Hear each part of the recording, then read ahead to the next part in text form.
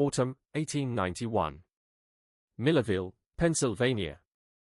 The night air stank of coal smoke and rain when a patrolman kicked open the warped door of the abandoned opera house and froze 17 people, chained to the walls like broken mannequins.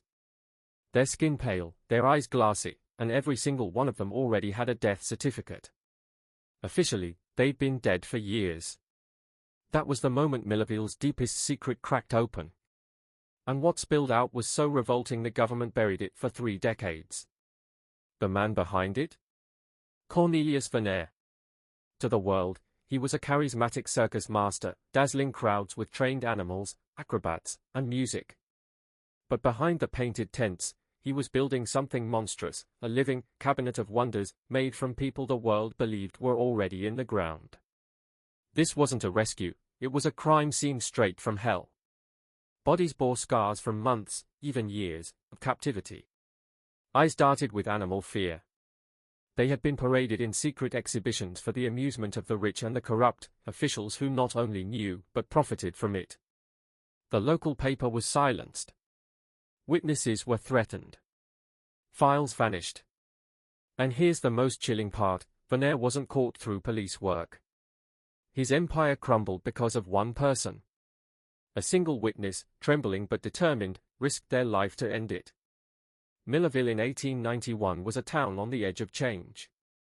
Rolling hills and quiet German farming communities were being swallowed by coal mines and the iron arteries of the new Pennsylvania Railroad. Progress was supposed to bring prosperity. Instead, it brought a monster who hid in plain sight. In the months before the raid, strange whispers had spread, people spotting ghosts, wandering near the circus tents, townsfolk swearing they saw the same faces in multiple counties, even though those faces were carved into gravestones. Most thought it was superstition. Until the night the locks broke and the screams spilled into the street. And that's where the real nightmare began.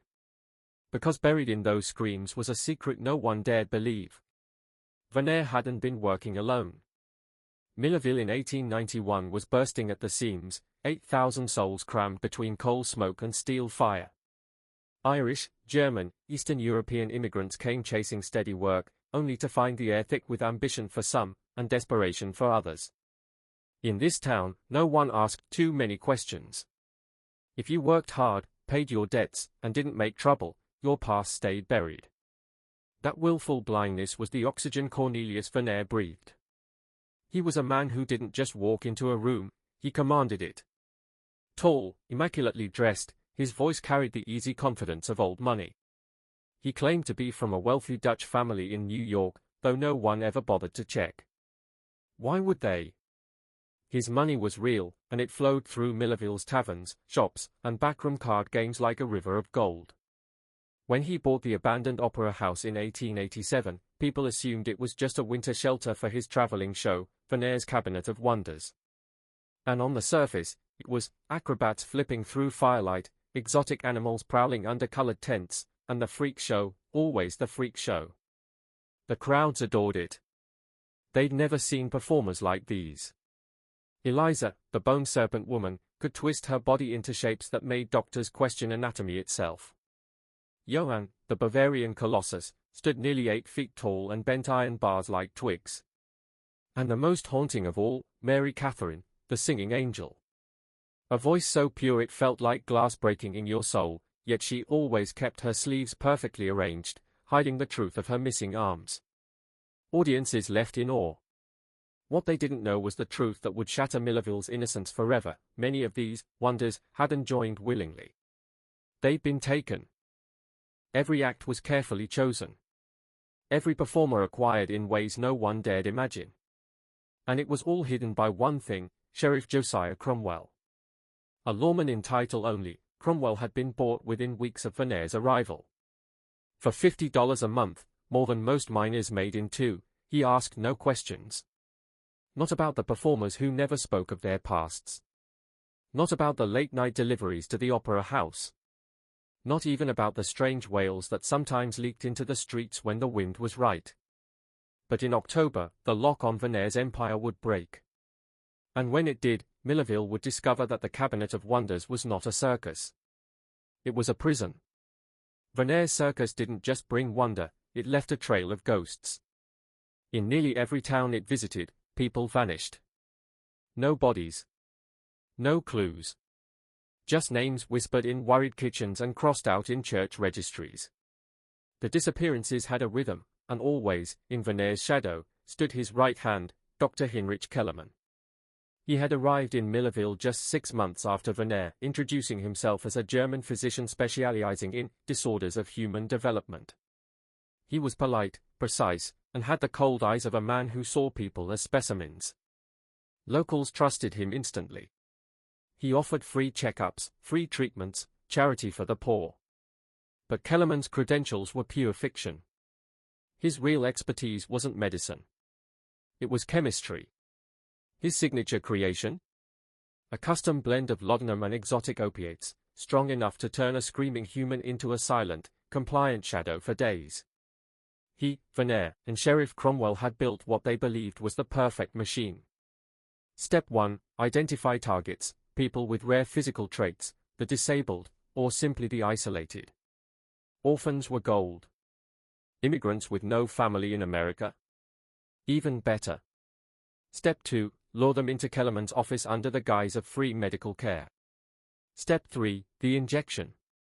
Darkness. Step 4. Wake up chained. In the basement of the Opera House, miles from home, memory gone, freedom erased. But the kidnappings were just the beginning. The Cabinet of Wonders wasn't content with putting people on display. It remade them. Psychological conditioning stripped their past identities. Physical torment molded their bodies into living curiosities. Chemical dependency kept their minds chained even when their wrists were free. By the end, they weren't just captives, they were believers in their own imprisonment. For 4 years, it worked flawlessly. Until the night of October 12, 1891. It was late, the streets of Millerville drowned in fog. In the office of the Millerville Weekly Gazette, editor Thomas Fairchild was setting type by lamplight when a sound shattered the quiet, frantic, desperate pounding on the door. He opened it, and saw a young woman collapse into his arms. Her dress was torn, her skin marked with raw red welts. She was mumbling in broken fragments, half-conscious, her eyes darting like an animal's. And then, in a single moment of clarity, she whispered something that would make Fairchild's blood run cold. The knock at the Gazette door wasn't a knock, it was a desperate, pounding SOS. When Thomas Fairchild swung it open, the fog outside swallowed the lamplight, revealing a figure so gaunt it was hard to tell her age. Maybe early 20s, if starvation hadn't stolen the years from her face.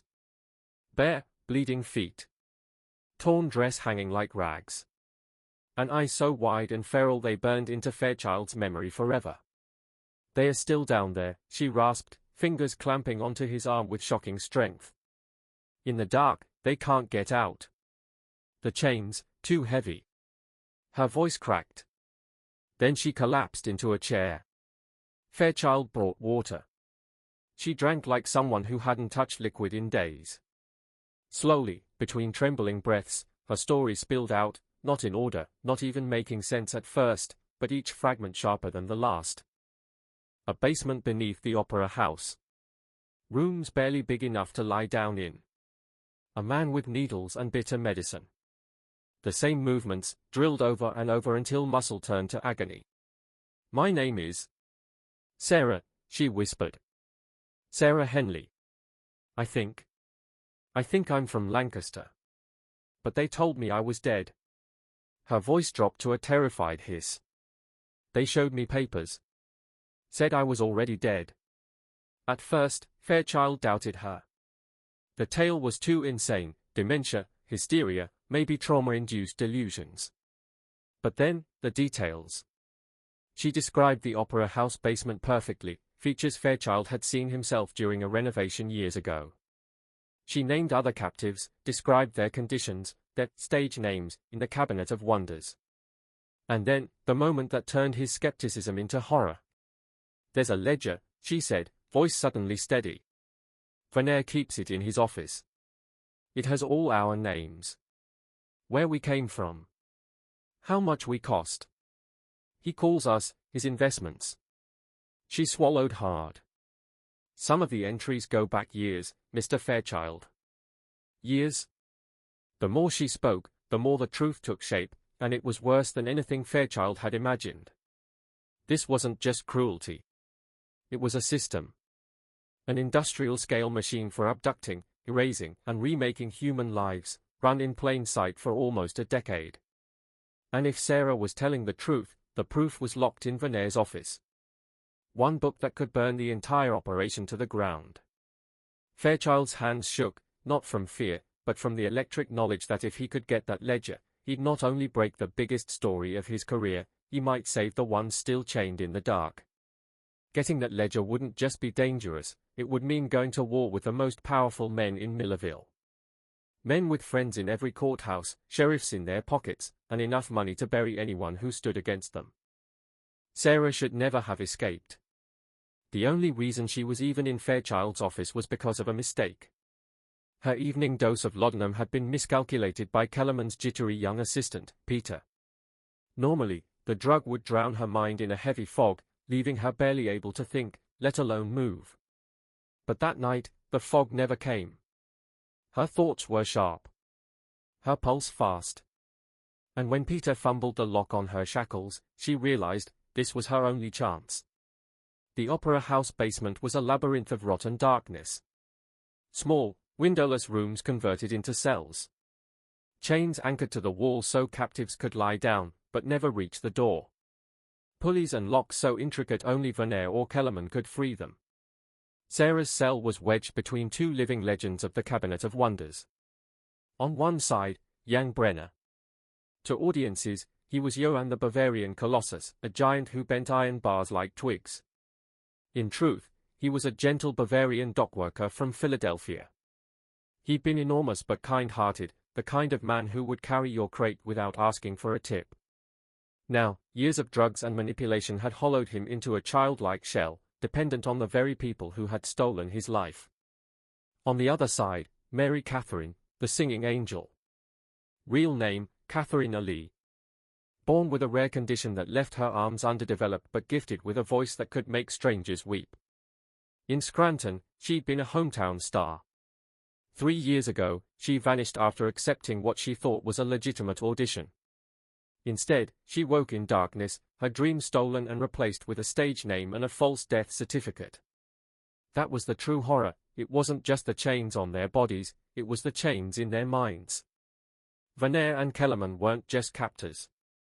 They were erasers. They rewrote their victims, stripping away names, memories, and hope. They told them their families believed them dead, and backed the lie with forged papers filed quietly by Sheriff Cromwell through his network of corrupt county contacts. For nearly a decade, no one had broken free. Until Sarah. The worst cruelty wasn't the chains. It was the lies. Captives were told their families had stopped looking, that they were forgotten, burdens finally gone. They were shown letters, forged in careful handwriting, from loved ones, thanking God they were dead. For those who'd been trapped for years, the lies became reality. Hope wasn't just stolen, it was dismantled. For 3 days, Fairchild dug in silence, chasing the truth Sarah had risked everything to tell. What he uncovered felt like stepping into a nightmare. Death certificates from Millerville and nearby counties, dozens of them over the last 5 years, listed accidents and sudden illness as causes, with barely any witnesses, barely any investigation. The dead all had one thing in common: physical differences, disabilities, or faces that looked uncannily like Veneer's performers. And the dates? They matched the Cabinet of Wonders' travel schedule almost perfectly. It was no longer a theory. It was a map of abduction and cover-up, and at the center was Sheriff Josiah Cromwell. October 16th. Cromwell's office was buried in the damp basement of the town hall. The air stank of pipe tobacco and unwashed uniforms. When Fairchild stepped inside, he saw Cromwell polishing his revolver, slowly, deliberately, like he wanted the journalist to know what it could do. "Tom," Cromwell said without looking up, voice steady as stone. "I hear you've been asking some interesting questions." Fairchild's heart pounded. He had prepared for this moment, rehearsed the questions, steeled himself. But in this cramped room surrounded by wanted posters and the tools of law, the man in front of him wasn't just a sheriff, he was an apex predator guarding his kill. He asked about the death certificates. The suspicious timing. The resemblance to Veneer's performers. Cromwell didn't answer. He moved. The butt of the revolver slammed into Fairchild's face, exploding stars behind his eyes. He hit the floor hard, blood pouring from the cut above his left eyebrow. His vision swam, then steadied, just enough to see Cromwell's shadow looming over him, the gun now pointed squarely between his eyes. "You're going to forget everything that crazy girl told you," Cromwell said, calm as if discussing the weather. "You're going to forget you ever saw her." He took a slow step closer. "And if I even smell your name near this again." Pennsylvania's nightmare didn't just hide in shadows, it spoke in lies. The prisoners weren't only beaten, starved, and broken. They were erased. Guards whispered that their families had stopped looking. Fake letters arrived, signed in familiar handwriting, coldly thanking the captors for taking the burden away. For those locked away for years, hope wasn't just fading, it was being strangled. Fairchild needed proof. And the more he dug, the colder the air seemed to get. Over 3 sleepless days, he pored over death certificates from every county Veneer's circus had passed through. The pattern was grotesque: disabled men and women, unique in appearance, all dead from freak accidents or sudden illness, almost always alone, almost never investigated. Even worse, their faces, or something very close, kept reappearing in Veneer's freak show. The dates lined up with eerie precision to the circus's travel schedule. It was enough to get someone killed. On October 16, Fairchild walked into Sheriff Cromwell's basement office, where the air stank of pipe smoke and unwashed bodies. Cromwell sat polishing his revolver, a predator's smirk hidden under his mustache. "Tom," he said without looking up, "I hear you've been asking interesting questions." Fairchild kept his voice steady, asking about the deaths. Cromwell didn't answer with words. He swung the gun, smashing the butt into Fairchild's face. Blood sprayed across the wooden floor as Fairchild crumpled. Now the barrel was pointed between his eyes. "You're going to forget that crazy girl. Forget Vandermeer. And if I hear you've been talking," Cromwell's smile was all teeth. "Well, in mining towns, accidents happen all the time." The fool had just confirmed everything. Fairchild staggered out, head pounding, but his mind was razor-sharp. If the law wouldn't help him, he'd go around it. The answer was simple, unsuicidal: bring the proof to the world. With Sarah's help, he mapped out the Opera House basement, guard rotations, key locations, blind spots. No rescues, just undeniable evidence.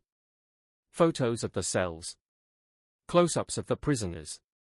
Copies of Veneer's ledgers. One chance. No second tries. But they weren't as invisible as they thought. Dr. Kellerman, paranoid, meticulous, noticed something off. Missing vials of chloroform. Gone photographic chemicals. His gut twisted. Someone was planning to expose them. Within the hour, Kellerman had Cromwell and Veneer on the line. 3 voices. 1 decision. Activate the emergency protocol. Her captors forcing her to ingest caustic substances during one of Kellerman's medical procedures. Her once proud posture was gone, her back bent as if the weight of the horrors she'd endured had physically reshaped her. She tried to reach for Sarah, but the iron shackles jerked her back violently, the sound of metal on stone echoing like a death knell. Fairchild's hands trembled as he set up the camera, each click of the shutter a silent act of defiance. Every frame he captured felt like pulling a piece of the truth out from the shadows, evidence that could shatter Veneer's empire if it ever saw daylight. But what they didn't know was that, just above them, 3 armed men were moving into position, their boots silent on the rotting wooden floorboards. The sweet, cloying odor Fairchild had noticed earlier wasn't just the stench of suffering, it was chloroform, already saturating the air from vents Kellerman had designed for sanitation. Fairchild's vision began to blur. Sarah stumbled against him, her lantern slipping from her grasp and clattering to the ground. The flame flickered, threatening to plunge them into total darkness. Then, footsteps. Heavy. Deliberate. Getting closer. From the shadows at the far end of the basement, a voice drawled, cold and dripping with mockery. Well, if it isn't our little reporters. It was Cromwell. Behind him, Kellerman's pale, surgical mask gleamed in the dim light, and Veneer himself stood with arms crossed, smiling like a man who had just checkmated his opponent. You wanted proof? Veneer said. Let me give you something better, a front row seat to the end of your story. The door to the basement slammed shut, the lock clicking into place. Somewhere in the darkness, a gas valve hissed open. Fairchild realized, too late, that the trap hadn't just been to catch them. It was to erase them, and every witness, forever. The Opera House basement wasn't just dark, it felt alive, like the walls were breathing. The air reeked of filth, rot, and something sweet that clung to the back of Fairchild's throat. They moved through a maze of rusted cages and broken bodies, faces pale, eyes hollow, skin stretched over bones. Young, once a towering figure of strength, was now a skeleton chained so tightly his flesh had been carved into by steel. His eyes flickered with a ghost of recognition, then faded. And then, Katharina Lee. The voice that once made crowds weep was now reduced to a broken rasp, her throat raw from forced, drugged performances. Every whisper sounded like it hurt. But it was the wine cellar that changed everything. It wasn't a cellar anymore. It was a laboratory. Rows of syringes, jars of chemicals, surgical tools laid out like trophies. And the journals, pages in German and English detailing torture disguised as psychological reconstruction. Then came the real monster's fingerprint, a hidden ledger in Veneer's office. 43 names. Real identities. Places of origin. Methods of abduction. And chilling notes, discontinued, for those too damaged to perform, 26 souls erased. 17 were still alive, for now. Fairchild's hands shook as he photographed the evidence. Then, footsteps. Heavy, deliberate. Voices. Getting closer. That sweet odor in the air. Not perfume. Not wine. Chloroform. It had been pumping through the vents for minutes. Sarah froze mid-step. The captives slumped, one by one, as if the darkness itself was swallowing them. The trap had snapped shut. Sarah's body hit the stone floor with a sickening thud at the far end of the basement. The faint moan that escaped her lips was drowned in the growing hiss of air pumping through the vents. The sweet, chemical perfume of chloroform, once faint and almost ignorable, was now a suffocating fog, curling into every breath. Fairchild's vision began to tunnel. He staggered, clutching the camera to his chest like a dying man clutching a crucifix, fumbling to stuff the most damning pages of the ledger into his coat pocket. The walls seemed to pulse, the lantern light warping into strange halos. His legs threatened to fold beneath him, but pure survival instinct pushed him toward the cellar's darkest corner. He never made it. The creak of the basement stairs sliced through the thickening haze. A shadow spilled down first, broad shoulders, a long stride, then the man himself emerged. Cornelius Veneer, dressed in his immaculate dark coat, descended with the calm authority of a man arriving to collect what was already his.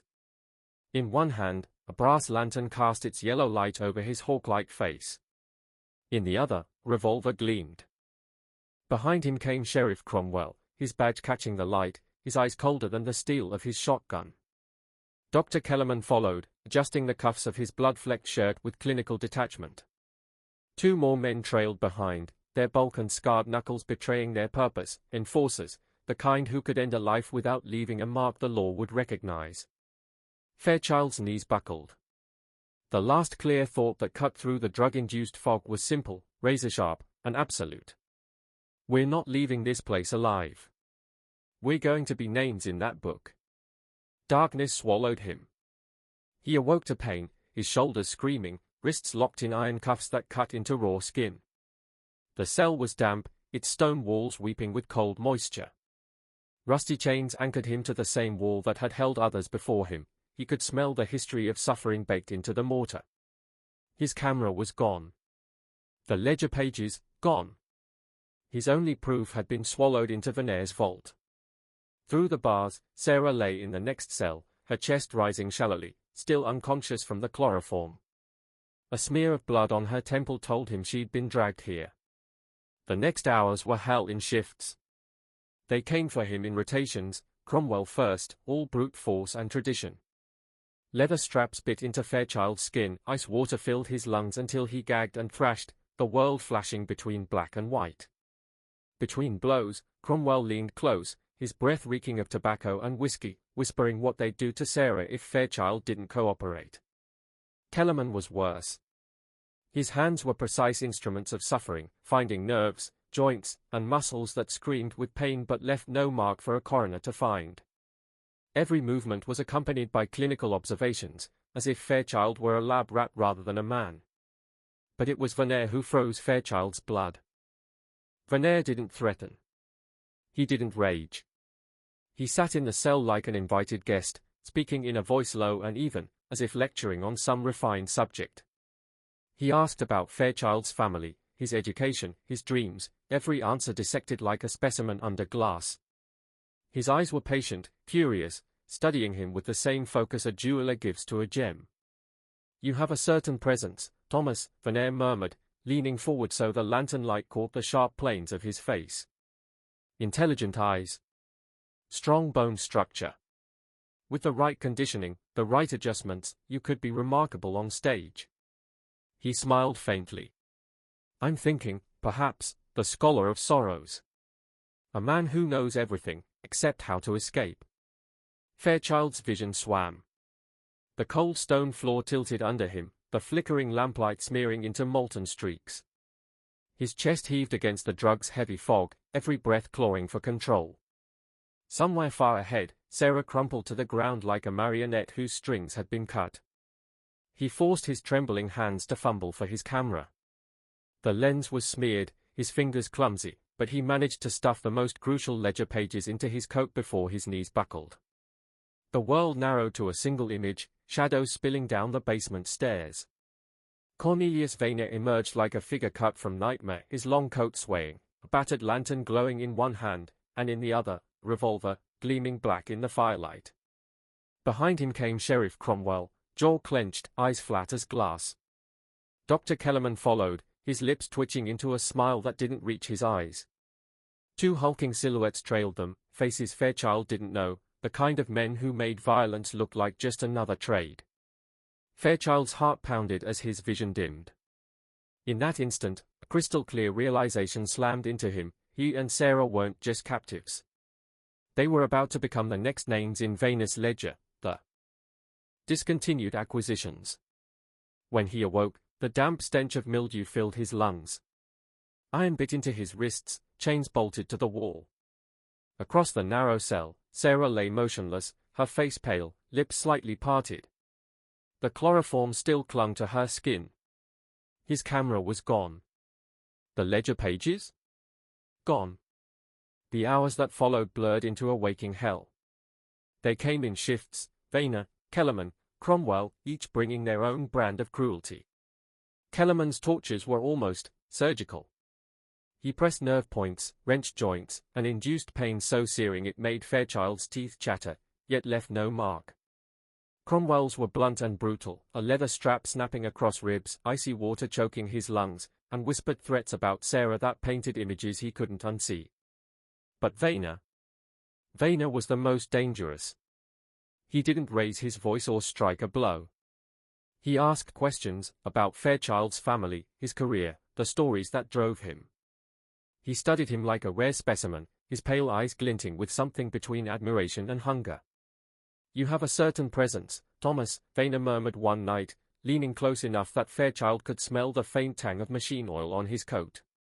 "Intelligent eyes, good bone structure. With the right training, you could be compelling." He smiled faintly. "I'm thinking, perhaps the scholar of sorrows. Or the melancholy gentleman. A man of letters driven mad by forbidden knowledge. Yes. I could work with that." The casual way Vayner spoke, reducing him to a marketable act, was worse than the beatings. It proved Vayner had no human empathy left, only the meticulous mind of a collector cataloguing another acquisition. Yet Fairchild listened. And in listening, he learned. The interrogations revealed the operation was far bigger than he'd guessed, stretching across 6 states, a web of corrupt officials and doctors feeding Vayner suitable human specimens. The Cabinet of Wonders was just the storefront. The real money came from private exhibitions, exclusive shows for the wealthy, where the acts turned darker and more intimate. Violence. Degradation. Things whispered about but rarely spoken aloud. These private performances brought in fortunes and demanded the performers never leave alive. Worse, the emergency protocol, triggered by Fairchild's investigation, was already in motion. The Millerville operation would vanish, records burned, captives slaughtered, and every loose end tied off with a neat, staged accident. That list included him, Sarah, several curious townsfolk, even Peter, Kellerman's jittery assistant. But in his arrogance, Vayner had made one fatal miscalculation. He thought Fairchild was alone. He wasn't. And that mistake was about to cost Vayner everything. By late October, Thomas Fairchild's letters to Margaret Dalton had taken on a desperate edge. What began as small-town anecdotes sent to an old colleague in Philadelphia had transformed into coded warnings, breadcrumbs for someone clever enough to follow the trail. Dalton, one of the few women working as an investigative journalist in the nation, had sensed the shift immediately. Fairchild no longer described Millerville's fares or the peculiarities of its residents. Now, he wrote of shadows behind curtains, strange shipments arriving under cover of night, and whispers of something called the Cabinet of Wonders. 2 days before Sarah's escape, his final letter arrived on Dalton's desk. It was not subtle. Fairchild told her plainly, if she heard nothing from him within 10 days, she was to contact federal authorities. He suspected the cabinet was more than an eccentric display, it was part of something criminal, perhaps lethal. The 10-day mark was closing in fast. Dalton had already begun making inquiries, discreetly calling in favors with contacts in the Treasury Department and the newly formed Bureau of Investigation. She was cautious, too many stories had vanished in the hands of corrupt officials, but she was not reckless. Copies of Fairchild's letters were already in safe hands with editors in Pittsburgh and New York. Even if both she and Fairchild disappeared, the story would find its way to print. On the morning of October 28, 1891, as Cornelius Vayner finalized plans to erase every incriminating scrap of his operation, the Millerville Telegraph Office received a message that would set everything spiraling out of control. It was addressed to Sheriff Cromwell. On its surface, the telegram was harmless, even mundane. Sheriff Cromwell conducting research for article on traveling entertainments. Require interview with Thomas Fairchild and Cornelius Vayner. Federal authorities interested in regional business practices. Arriving November 1st with documentation team. Please arrange meetings. M. Dalton, Philadelphia Inquirer. It was a signal, carefully worded so as not to arouse suspicion, but sharp enough for Fairchild to recognize the warning. Henry Walsh, the telegraph operator, prided himself on knowing everyone's business. He delivered the message promptly to Sheriff Cromwell, but as was his habit, he shared it during his rounds. By evening, the barkeeper at the Millerville Social Club was telling patrons about some Philadelphia newspaper woman and federal interest in Vayner's show. The words reached Vayner before the night was out. Panic crept in where calculation usually ruled him. His private contingency plans had been designed for local threats, blackmail, a sheriff too curious, a runaway performer who needed silencing. But federal investigators? Newspaper headlines in cities across the East Coast? That was a different enemy entirely. Orders were given in low voices. Certain ledgers were burned in the furnace behind the tent. Locked crates were moved under tarpaulins and loaded onto wagons bound for destinations no one dared name aloud. Among his men, there was muttering about the Ohio facility and the asylum cover. The Cabinet of Wonders had always been a theater of control.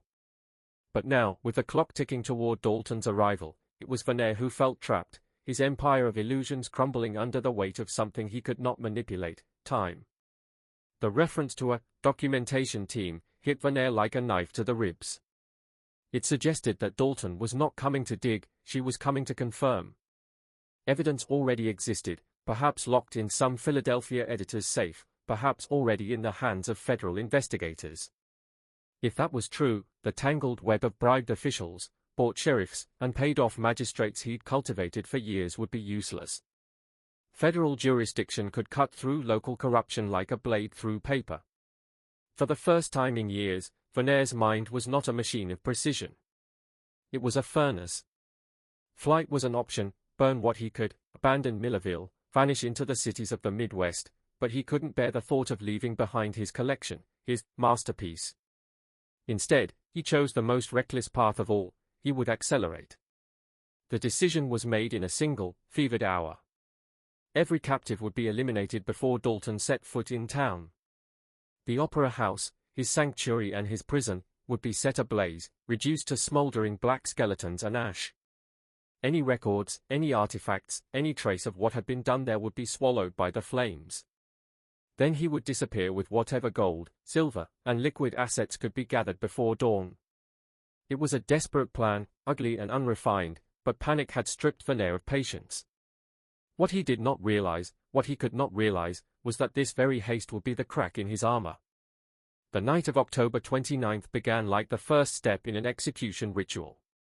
Inside the dim, gas-lit apothecary room of the Opera House, Dr. Kellerman measured out massive doses of morphine and strychnine with the cold precision of a man long past the reach of conscience. 17 doses. 17 ends.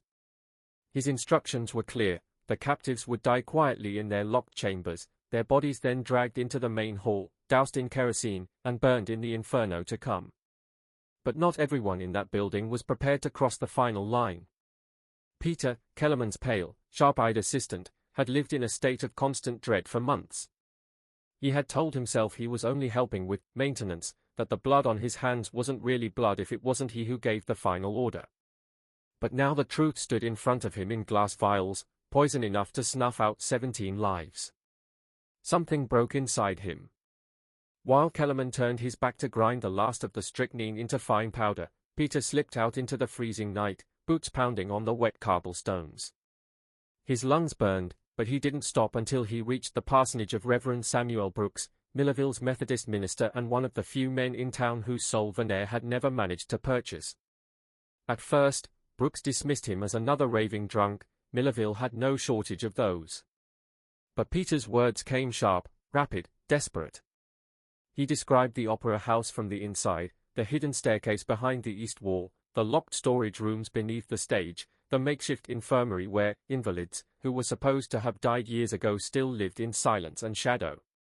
Brooks's face changed. He knew the names Peter spoke, people who had been buried, mourned, and forgotten by the rest of Millerville.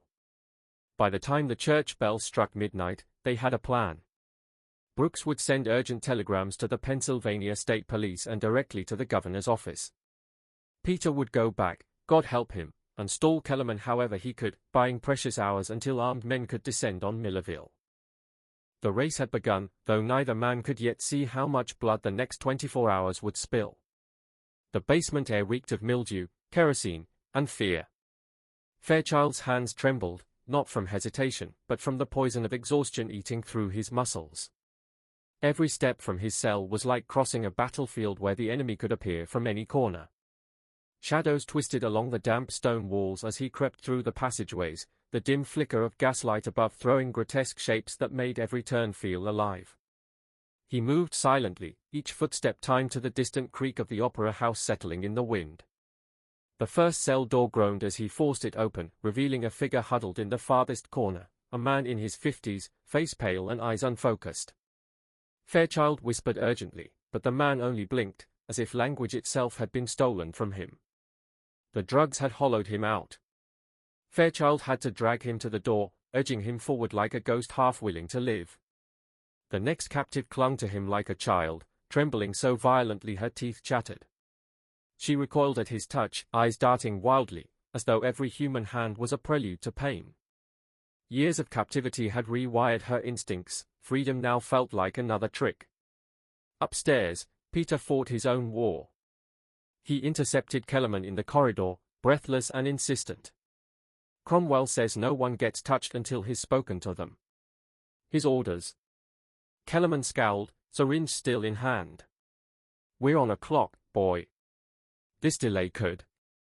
Peter didn't flinch. "You think I want to explain to him why we rushed? You think you want to?" The older man hesitated, suspicion flickering, but the mention of Cromwell's wrath was enough to buy a sliver of time.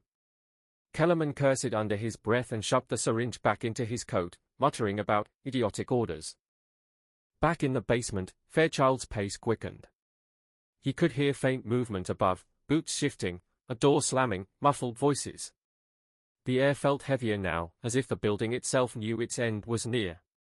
Somewhere, the scent of kerosene grew stronger. By the time he reached the last cell, his heart pounded not from exertion but from the knowledge that every second mattered. The woman inside was emaciated, her eyes sunken yet fiercely alert. She didn't ask questions. When he freed her, she stood without hesitation, gripping his arm with a strength that surprised him. It was then, a sharp noise above. Not footsteps this time, but the unmistakable metallic clatter of something being knocked over. It echoed through the building like a warning bell. The clock had just started ticking faster. They had one shot. One heartbeat of chaos before the cage slammed shut forever. The air was electric with the unspoken truth: if they failed now, they'd never see the outside world again. Kellerman's rule was clear: any escape attempt meant punishment so brutal it was whispered about like a ghost story. Sarah knew that fear intimately. It lived in her bones. But instead of letting it crush her, she turned it into fire. Her past escape, the impossible dash through blood, smoke, and darkness, had made her a legend among the captives. Now, trembling but unbreakable, she whispered strategies into the ears of the broken and half-conscious, speaking in the language of survival. She knew every weakness, every fear, every flicker of strength left in them. But their bodies were wrecks. Yon, the towering giant who could once lift a man like a ragdoll, was now barely more than a shadow, his massive frame trembling under its own weight. Catherine O'Malley gasped for air with every movement, her lungs rasping like torn paper. Others limped, bled, or clutched at untreated wounds left to rot by Kellerman's cruelty, not neglect, but deliberate control. Every sickness, every broken bone was another chain. And above them, the storm was gathering. Heavy boots thudded overhead. Furniture scraped across the floor. Shouts ricocheted through the walls, the sound of predators closing in. Verner and his men weren't just searching, they were locking the building down. Then it happened. The moment the floor dropped out from under them. Kellerman himself appeared, pale, sharp-eyed, moving with a predator's patience, and saw Fairchild's cell, empty. His lips curled into something that wasn't quite a smile. An alarm ripped through the basement, a metallic scream that made the walls vibrate. The corridor became a war zone. Verner barreled in with Cromwell at his side, both armed, both flanked by hired muscle. The muzzle of Verner's revolver swung through the air like a clock ticking down to someone's death. 17 captives, most barely able to stand, were trapped between their liberators and their jailers. One wrong move and the whole place would be painted in red.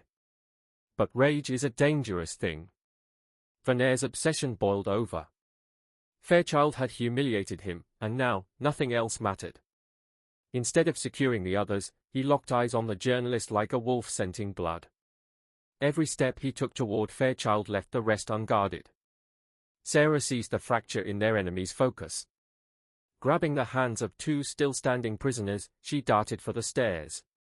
Their footsteps were muffled by the chaos, and then, salvation, Peter at the top, his eyes wide, signaling frantically. He whispered quick, sharp warnings about where Verner's men were stationed, guiding them through the kill zone. But the basement was far from safe. Cromwell, eyes burning with fury, broke from the melee and charged after Sarah and her group. His boots hammered the wooden steps, his hand hovering over the knife at his belt. He was seconds from cutting them off when a shape stepped into his path. Reverend Brooks. And this was no frail, trembling preacher. This was a wall of resolve. His silhouette filled the stairwell, one hand gripping the banister, the other clenched around something heavy and metallic. Cromwell froze, just for a breath, long enough for the game to change entirely. The Reverend's arrival at the Opera House was nothing short of a collision of fate. He hadn't come with a rescue squad in mind, at least, not officially. His intent had been simple, to see with his own eyes that Peter was safe, and that the telegrams he'd sent had truly set salvation into motion. But he wasn't alone.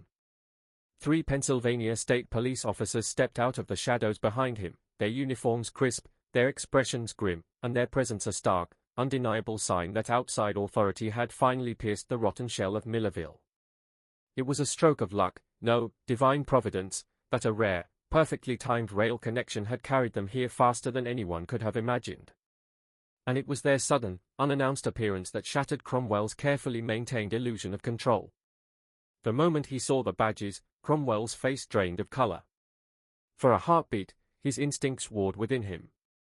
He wanted to bark orders, to wield the false authority of his sheriff's badge as a weapon.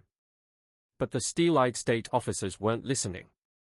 They had been briefed, fully, on the rumors of Millerville's corruption, on the whispered accusations that painted Cromwell himself as a man with blood on his hands.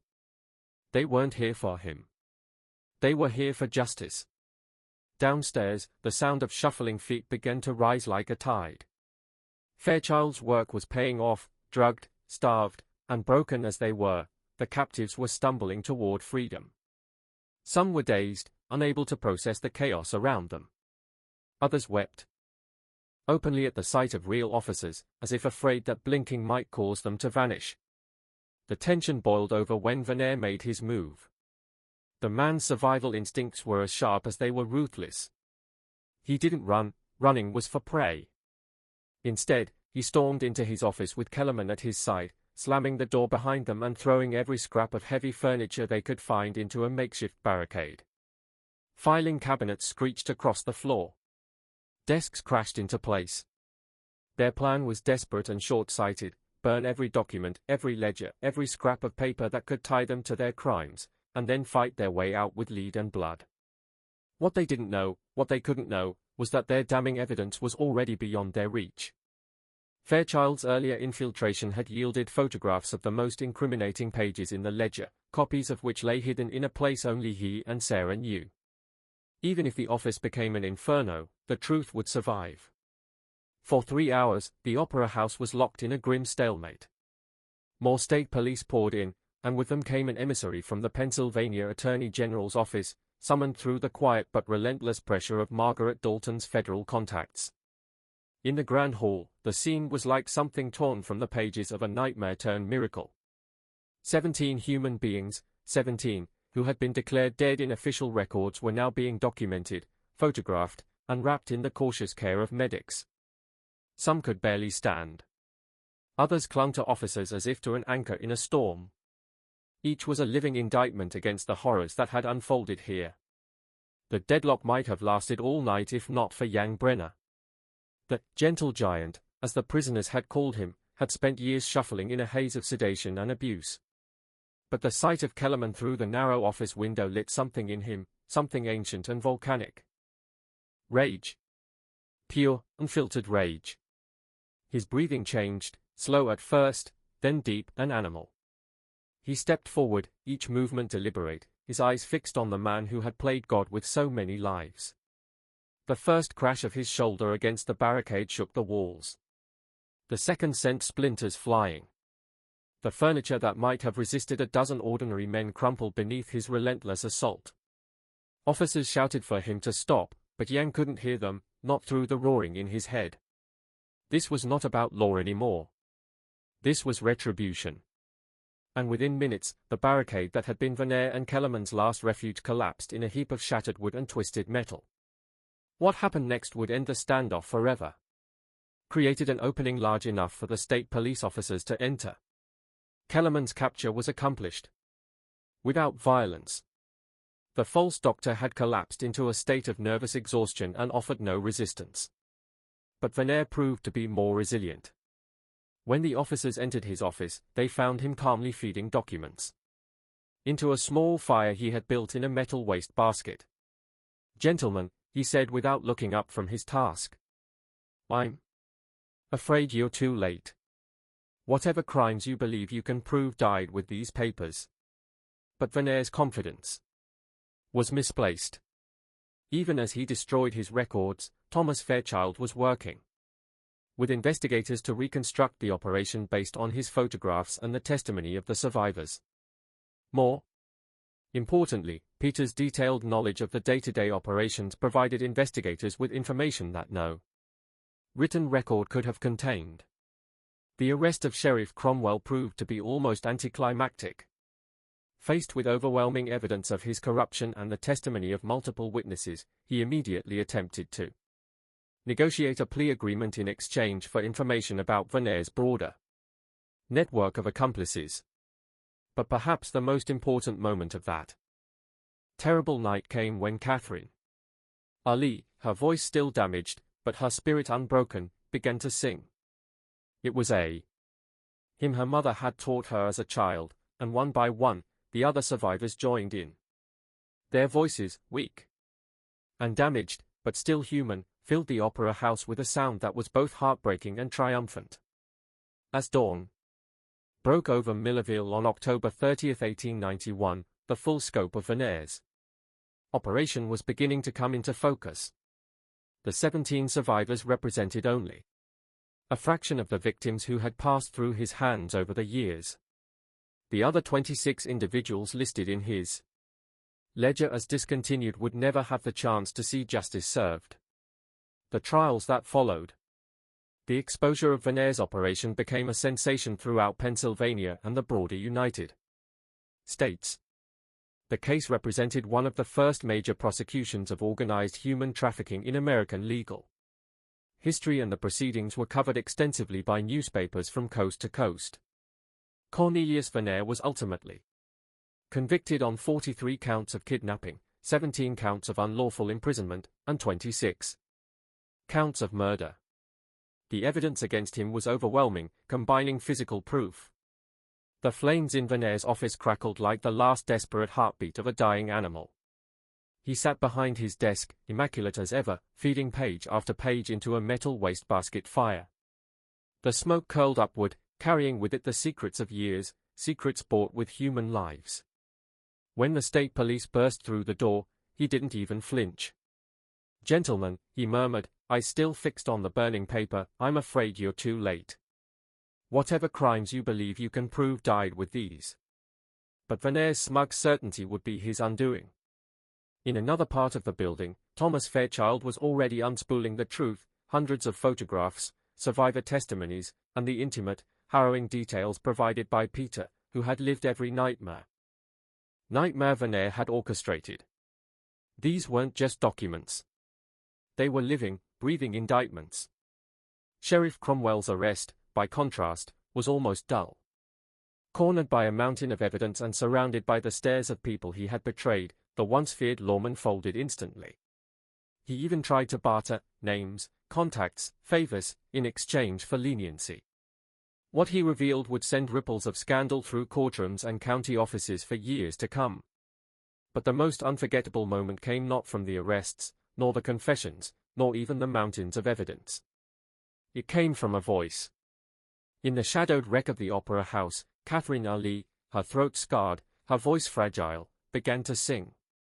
It was a hymn, one her mother had taught her before the darkness swallowed her life. Her voice wavered, cracked, but did not break. One by one, the other survivors joined her. Their voices were thin, uneven, yet together they rose into something fierce and defiant. The sound filled the ruin like sunlight breaking through storm clouds, part mourning, part victory. For the first time in years, they weren't just victims. They were human again. By the time dawn bled across Millerville on October 30, 1891, the truth was spilling into the light. The 17 survivors were only a fragment of the human toll Veneer had claimed. 26 others were gone forever, their names recorded coldly in the ledger under a single word, discontinued. The trials became a spectacle, Pennsylvania's first major prosecution of organized human trafficking, splashed across headlines from New York to San Francisco. Veneer faced 43 counts of kidnapping, 17 counts of unlawful imprisonment, and 26 counts of murder. When the verdict came, it was not just a legal decision, it was a public reckoning. His execution on March 15, 1893, drew a crowd torn between justice and the morality of the gallows. Yet for most, sympathy was an alien concept where Verner was concerned. Dr. Heinrich Kellerman avoided the rope, instead earning life in prison by cooperating, his meticulous medical notes revealing the full scope of the cruelty and helping dismantle a network of accomplices in 6 states. Sheriff Cromwell's cowardly bargain won him 20 years, though a heart attack ended his sentence at 7. His testimony took down judges, commissioners, and a web of corrupt officials who had thrived in the shadows. The survivors' paths diverged sharply.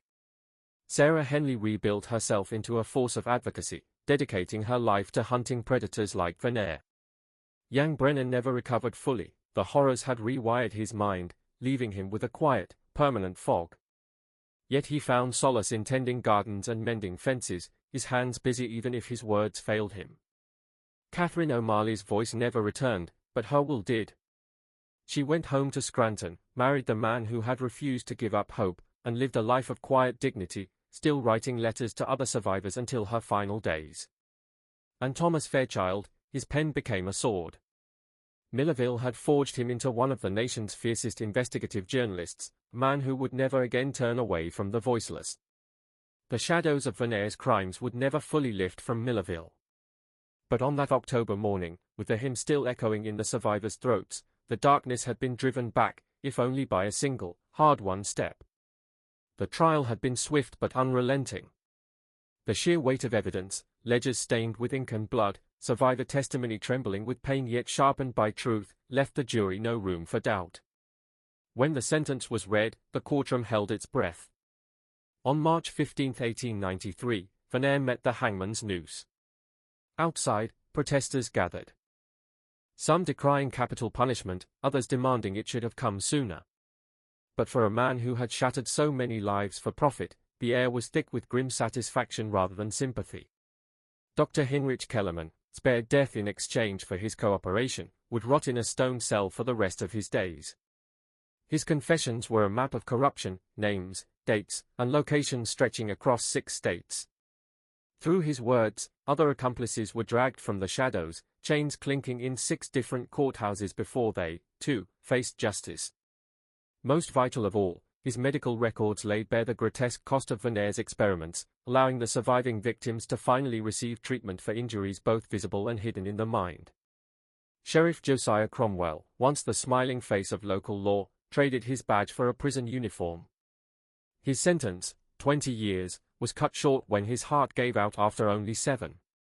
Yet in those years, his testimony peeled away the rotted layers of Pennsylvania's justice system, toppling judges, commissioners, and officials who had greased their pockets with Verner's gold. For the 17 survivors, life fractured into vastly different paths. Sarah Henley's recovery was nothing short of defiant. Her voice became a weapon, rallying against human trafficking, working alongside law enforcement to dismantle networks like the one that had stolen her youth. Young Brenner's mind never fully healed. The years of psychological torment left him adrift in thought and speech. But in the quiet routine of gardening and handiwork, supported by his church, he found a peace the world had once denied him. Catherine O'Malley's voice, ruined beyond full repair, still managed whispers of love to the merchant who had waited years for her return.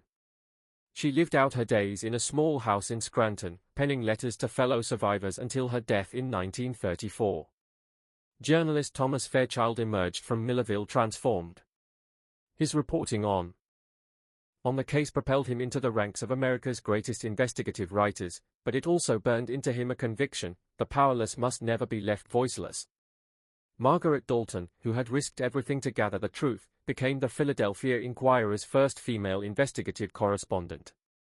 Together, she and Fairchild would uncover scandals that rippled across the country, their bylines synonymous with justice. In 1892, the Millerville Opera House, once Verner's glittering stage of deception, was reduced to rubble. The ground lay barren for decades until 1934, when a memorial garden bloomed in its place. A bronze plaque bore the names of the 17 who survived, and the 26 who never lived to see justice. The case had not only toppled a criminal empire, it reshaped law enforcement itself.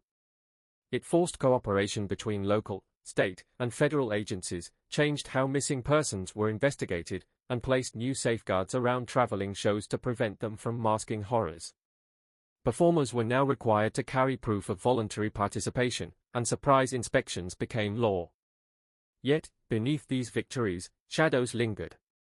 Cromwell's testimony hinted that Venere's troupe was but a single limb of a far greater body of human trafficking stretching the length of the eastern seaboard.